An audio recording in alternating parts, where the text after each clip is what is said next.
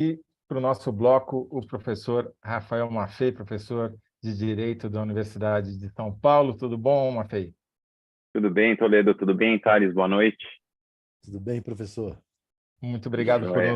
nos atender. E a discussão aqui que eu queria fazer contigo, Maffei, você já escreveu muitos artigos sobre isso, é um pouco sobre o papel do Supremo nessa nova circunstância, que teoricamente pós-golpe frustrado, pós-derrota do bolsonarismo no Senado, que não conseguiu eleger o Marinho, que certamente causaria dores de cabeça aos ministros do Supremo, mas agora com esse novo imbróglio envolvendo Marcos Duval e o Alexandre de Moraes, me parece que o Supremo continua sendo o alvo principal dos bolsonaristas a todo custo. Eles querem, de alguma maneira, criar constrangimentos, se não para a instituição como um todo, pelo menos para ministros, notadamente o Alexandre de Moraes, né? Acho que eles precisam ter esse antagonismo e acho que no momento eles não conseguem enxergar nenhuma outra instituição e nenhuma outra personalidade que seja mais politicamente rentável para eles, para antagonizar, do que o Supremo e o Alexandre de Moraes, que é uma figura que se tornou conhecida, emblemática, já tem, né, essa imagem difundida como um inimigo dos bolsonaristas e acho que continua valendo a pena investir nesse conflito, né? Então, eu tenho dúvida de quanto tempo isso ainda vai render pano para manga, porque acho que no contexto da disputa do Senado fazia sentido, né? Estou aqui pensando maquiavelicamente, golpisticamente, como um bolsonarista, faria sentido manter esse conflito aceso, porque, enfim, existe uma relação potencialmente conflituosa entre o Congresso, entre as casas do Congresso e o Supremo, mesmo quando as coisas vão bem, né? Porque o Supremo tem a prerrogativa de rever uma série de coisas que o Senado faz, como o Senado também tem uma série de prerrogativas em relação ao Supremo, né? A começar por escolher quem vai fazer parte do tribunal. No contexto específico da eleição, com esse ambiente inflamado, também fazia sentido, porque o discurso da independência das casas, de fazer frente a ameaças de outros poderes, é um discurso que sempre pega bem, é fácil de se fazer em campanha para a presidência do Senado. A próxima arena de disputa eleitoral, entretanto, daqui a um ano e meio, eleições municipais. E eu tenho dúvida de quanto esse assunto rende muito mais até lá, ou se a gente não vai voltar a assistir a renovação de pautas que sejam mais apelativas para essa disputa municipalizada, como, por exemplo, temas de educação, né? Quando o bolsonarismo chegou ao poder em 2018, a primeira coisa que eles tiraram da caixinha de maldades foi educação, doutrinação em escola sem partido, né? Sexualização precoce das crianças, kit gay rendeu um tempo ainda. Sim. Então, enfim, mas por hora... Se eu só estou entendendo, quer dizer, o que você está dizendo é que é um tema recorrente, porque é um tema que, durante muito tempo, eles precisando ter um adversário real ou fictício, era o que estava mais à mão. Agora, a minha pergunta para você, eu queria trazer o Thales para a conversa também, é se não há um objetivo mais prático nesse ataque ao Supremo, como, por exemplo, eles conseguiram lá 32 votos, 2/5 dos votos dos senadores na eleição para presidente votar no Rogério Marinho, candidato do bolsonarismo, né?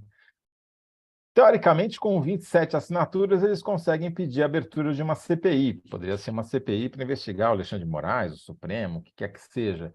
Você acha que isso é um objetivo, é um caminho? Teremos isso pela frente ou não? Eu acho que pode ser um caminho. Bom, vamos lá. Então, pensando estrategicamente, de novo, com a cabeça do bolsonarista, né? Colocar o Supremo, Alexandre de Moraes, o Barroso, o TSE, na linha de frente dos seus conflitos, fazia todo sentido de um tempo para cá, porque você sabia que você ia ter um encontro marcado com esse pessoal em outubro, por conta das eleições, né? A justiça tem um papel muito importante nas eleições, tanto o Supremo quanto o TSE. Acho que continua fazendo sentido ainda por um tempo, na medida em que você tem ameaça de punições por tudo que aconteceu. Então, não dá para você deixar, enfim, o Supremo e os, né, de novo, pensando com a cabeça maligna do bolsonarismo. O Supremo absolutamente à vontade para, né? Você tem que tentar mostrar que, olha, se você quiser insistir em, né, fazer valer a lei contra mim, pode ser que você tenha um custo. E eu vou deixar muito claro que eu tenho como impor um custo a você, né? E neste caso concreto, o custo que sobrou em termos institucionais, né? Tirando ameaça pessoal, infernizar a vida da pessoa na pessoa física, mas o custo institucional é a CPI. O que a gente precisa avaliar é qual é o real significado dos 32 votos que o Marinho obteve em termos de um apoio incondicional para tudo que interessa ao bolsonarismo daqui para frente. Exatamente. Desses 32, quantos vão topar? Falou, olha, tudo bem, você votou no Marinho, então posso contar com você para, né, partir para um conflito com o Supremo e com o Alexandre de Moraes para as Voto outras secreto, competências? diga-se, né? Mas, enfim... Sim, ou seja, não deram a cara. É ali, diferente de votar lá no painel, botar o nome dele. A avaliação que os senadores governistas, a cúpula dos senadores governistas tem, com quem eu conversei lá, é de que não pode contar. Quer dizer, desses 32 votos, os bolsonaristas vão acabar se reduzindo a 22, na avaliação deles. O que os bolsonaristas estão tentando? Estão tentando o seguinte: existe um grupo de senadores ali que realmente tem questões com o Supremo e que gostaria de ferrar o Supremo. Então, eles tentam aproveitar essa força desse grupo de pessoas que são insatisfeitas com o Supremo. Mas, por outro lado, essas pessoas, elas também têm elas gostariam de estar bem com o Supremo, gostariam de não ter problemas. Você vê o caso, por exemplo, do Renan Calheiros. O Renan Calheiros teve problemas com o Supremo, mas hoje ele está bem. Está bem com o Gilmar, está bem com a turma toda lá. Ele não está mais na linha de ataque ao Supremo, já largou essa linha. Então, a tendência que a turma do MDB, do PSD está, que são os hoje hegemônicos ali, é de que, olha, eles vão ficar nos 22, não vão conseguir arregimentar para uma CPI nem contra o Supremo, nem contra o governo, até porque o Supremo e o governo, os supremistas e os governistas, vão estar aliados nesse período aí durante algum tempo. Então, não há essa expectativa, muito embora tenha rodado muito na mídia.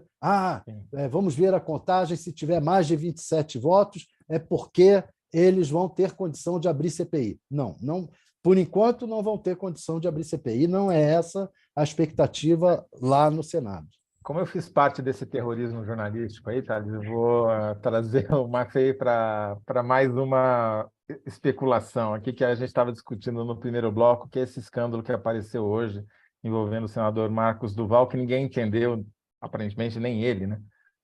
O que aconteceu direito. Mas uma das hipóteses é que talvez fosse um golpe do golpe, ou seja, uma tentativa de colocar o Alexandre de Moraes como vítima da história, mas ao se tornar vítima, ter parte do processo, digamos assim, e ter que se declarar impedido de presidir o inquérito, de julgar o caso. Faz sentido essa hipótese? Acho que faz. Acho que, enfim, qualquer que seja o plano, não sei se ele foi bem executado, assim, porque ficou confuso, né? Não, né? Ficou uma coisa confusa. Mas faz todo sentido você trazer o envolvimento né, para este fim, de um relato no qual você teria informado por um canal extraoficial o ministro de uma ameaça pessoal e dirigida contra ele, para depois lá na frente poder dizer, né? Olha, tá vendo, essa pessoa, no fundo, o golpe se daria através de uma violência pessoalmente dirigida a ela, né? Porque o tipo penal exige violência ou grave ameaça, e nesse caso o objeto individual da violência e da grave ameaça seria a pessoa do Alexandre de Moraes, que, né, nessa história seria preso, né, um ato de violência e, através disso, coagiria os demais ou funcionaria como uma coação aos demais. Então, faz todo sentido. Agora, mesmo no relato dele, a única palavra que foi atribuída ao ministro Alexandre de Moraes, segundo a reportagem, foi, abre aspas, não acredito, fecha aspas. Que é até dúbio, né?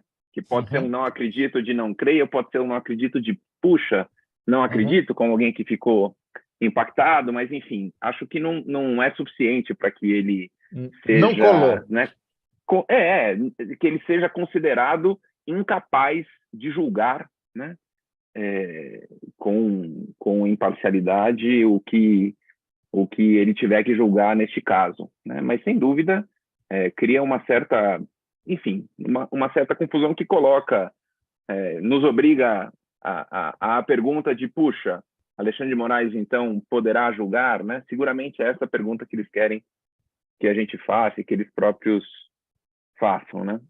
Provavelmente veremos nas mídias sociais em breve. O Thales levantou uma questão aqui há pouco, que eu queria reproduzir, talvez ele próprio possa reproduzir, só vou dizer qual é, para não deixar ele numa situação difícil, que é o seguinte, o Bolsonaro aparece de novo dentro de implicado num esquema golpista. Tinha minuta, tinha aquelas aparições misteriosas, e agora você tem uma conversa direta dele com um cara que acabou de ser preso, Daniel Silveira, com outro que ia renunciar, não renunciou, etc., que confessou que quase fez parte de uma tentativa de golpe em cima do ministro do Supremo. Isso, e a hipótese que o Thales levantou, isso, e eu concordei, devo dizer, pode facilitar o caminho para que seja decretada eventualmente uma prisão do Bolsonaro, se essa investigação se aprofundar e comprovar o que foi dito?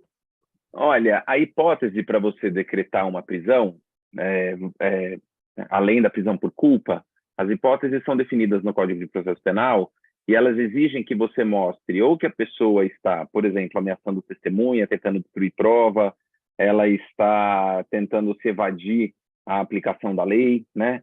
Parece ser um pouco o caso do Bolsonaro nessa tentativa dele ficar fora do Brasil.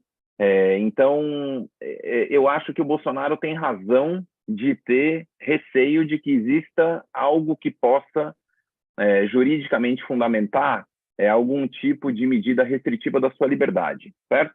Acho que é preciso fazer um cálculo do que isso significaria em termos políticos, em termos da quantidade de gasolina que você jogaria numa fogueira que, né, está queimando bastante há muito tempo.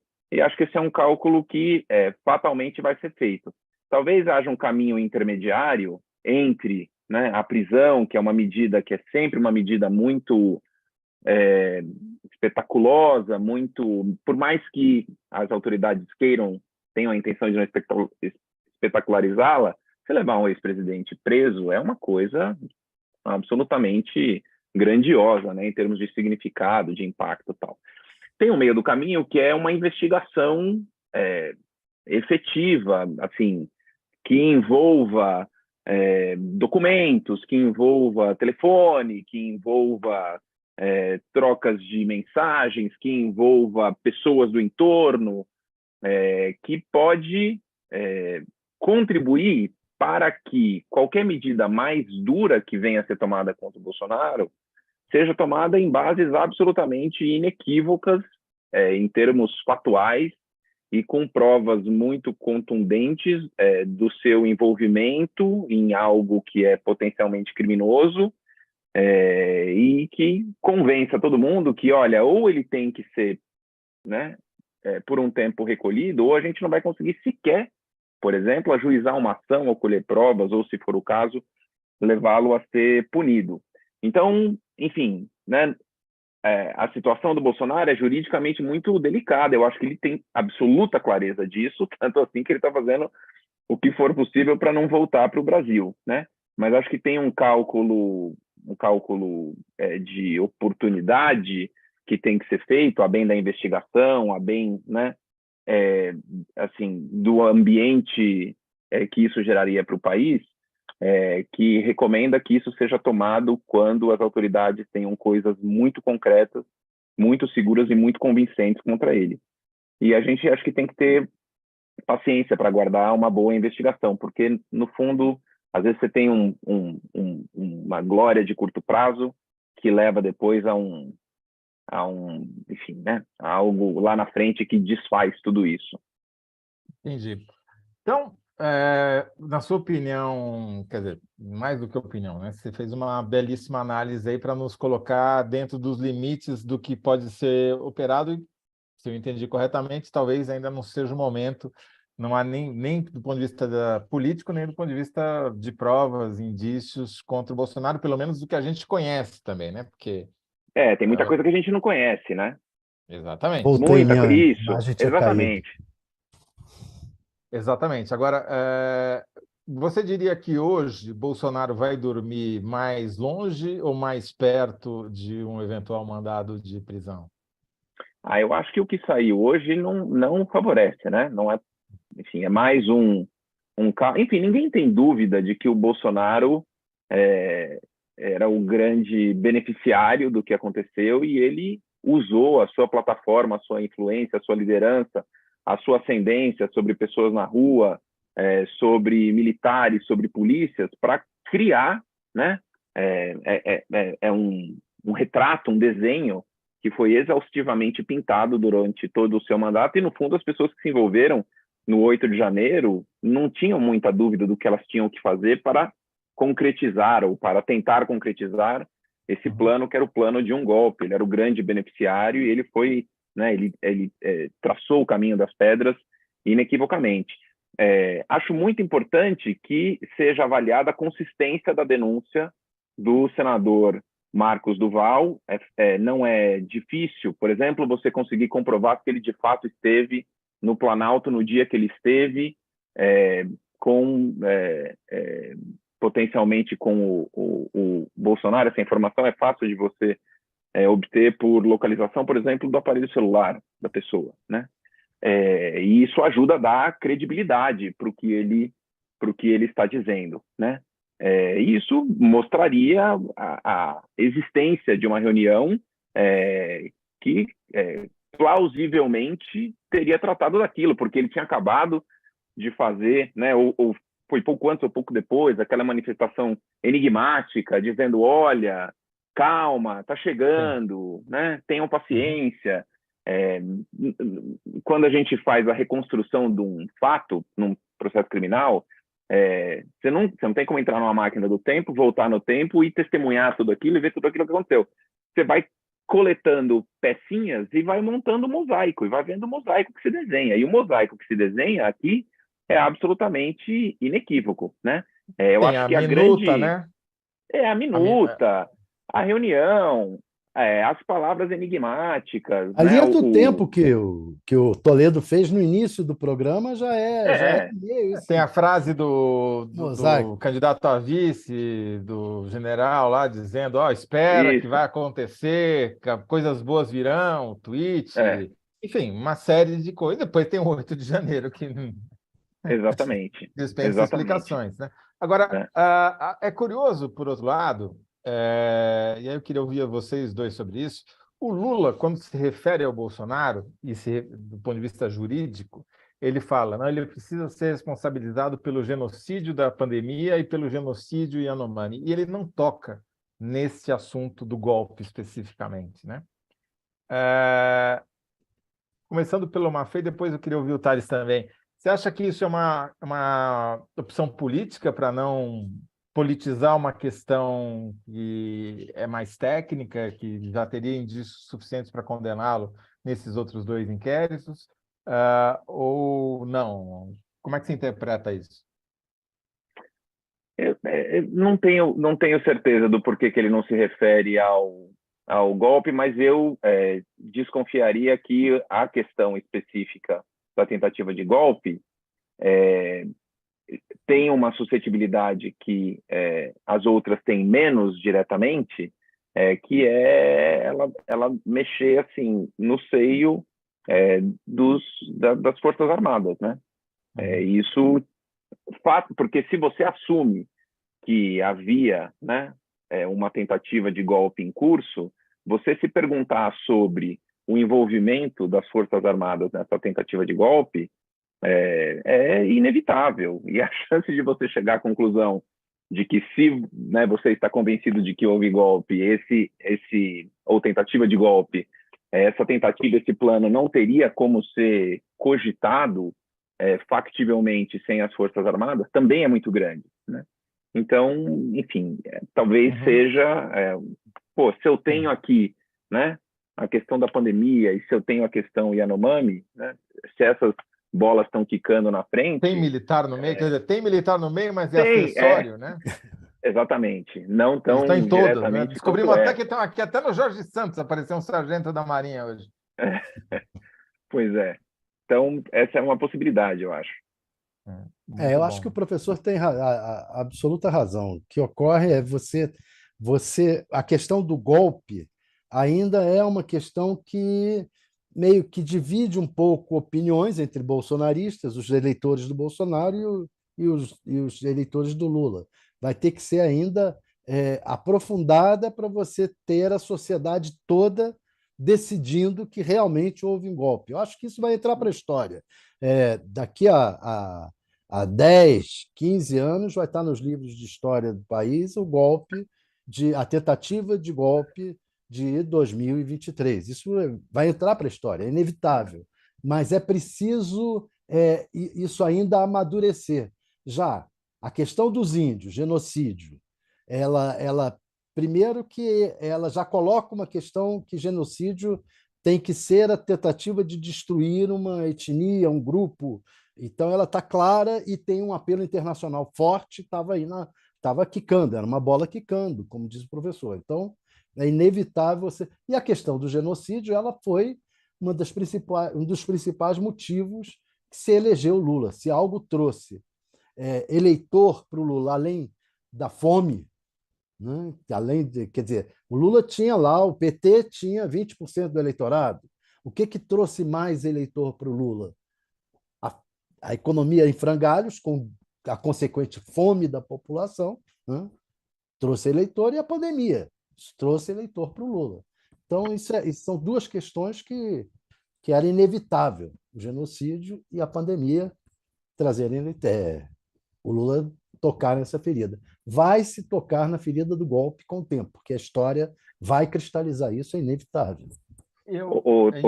Toledo, desculpa, você me permite fazer um adendo ao que o Thales falou? Já vou te dizer o seguinte, não só fazer um adendo, como você vai ter que fazer a síntese, viu? Porque aqui a gente é chato, a gente pede para o entrevistado, depois dele falar meia hora, ainda tem que dar uma frase sintetizando tudo que ele falou. É dura a vida aqui. Tá. Se a gente pegar o exemplo do que aconteceu nos Estados Unidos, né, da Capitólio, né, o piloto que deu origem à série do 6 de janeiro, o envolvimento, a participação diretiva do Trump naquele caso foi muito explícita, porque o Trump tweetou para as pessoas: será selvagem, estamos indo para lá. Então, assim, tinha eles fizeram uma investigação muito longa, muito detalhada, e eles descobriram no curso da investigação coisas que são, assim, de cair o queixo, né? Quem acompanhou a investigação, o depoimento de uma assessora contando do Trump carro, tentando pegar o volante, pegar a direção do carro e ir para o Capitólio, onde as pessoas estavam invadindo o Capitólio. O fato dele ter passado 2 horas assistindo aquilo pela TV sem fazer nada, isso veio com uma investigação que foi uma investigação paciente e que, enfim, no final das contas, valeu a pena para deixar assim, inequívoca o inequívoco grau de envolvimento que ele teve, né? Então, Thales diz, isso vai entrar para os livros de história, e eu acho que colaborará para que isso entre nos livros de história uma investigação boa, cuidadosa, minuciosa, serena e relativamente demorada, porque juridicamente o limite de tempo é a prescrição. A prescrição é longa nesse caso, né? Não é um negócio que se daqui a 6 meses... Claro, tem um time. Politicamente, né, você tem a justiça eleitoral, que tem algo muito mais concreto e muito mais fácil, né? Que é, por exemplo, declarar o Bolsonaro inelegível por conta do que aconteceu os abusos de poder político e econômico ocorridos durante a campanha. O negócio da Polícia Federal fazer blitz de moto e de ônibus no Nordeste no dia da votação, aquilo é um escândalo, né? Então, você tem muitas frentes possíveis. A frente criminal, ela é sempre mais lenta, mais delicada, mas ela também é a mais invasiva, ela é que permite maior coleta de provas. Então, enfim, isso ajuda a escrever esse capítulo, que eu acho que o Thales tem razão em apontar que será escrito, com uma riqueza de detalhes que é muito importante para a gente ter a magnitude da gravidade do que aconteceu e da responsabilidade de quem esteve envolvido nisso. Bom, infelizmente a gente já estourou o tempo e vai me caber aqui fazer uma revolução, porque a pergunta inicial que eu mesmo propus era sobre o Supremo, mas o Supremo, pelo que eu entendi que você falou, e eu no final estou concordando com vocês dois, na verdade, já não é mais o problema, porque por mais que eles tentem, não conseguiram comprometer o Alexandre de Moraes, não conseguiram comprometer o Supremo Então, deixou de ser o principal. O que eu tirei dessa conversa aqui, mas aí você vai me dizer se é isso mesmo, Maffei, é que, embora haja uma tentação crescente de implicar o Bolsonaro diretamente no golpe, e essa casca de banana que o Duval jogou hoje, dá vontade de pisar nela, é melhor esperar por uma apuração, como você disse, detalhada, paciente, né? Para ser em conteste, e talvez até usar esses outros argumentos que existem em outros casos, como esse que você acabou de citar, da inelegibilidade por conta dos crimes eleitorais que foram feitos durante a campanha. É por aí? Acho que tem diversos caminhos e, enfim, cada um deles tem que andar no seu tempo. O da Justiça Eleitoral, para mim, precisa ser mais rápido. Por mais que tenha uma ação de apuração, você tem que avaliar isso em tese a tempo da próxima disputa eleitoral que vai haver, que é daqui a 2 anos.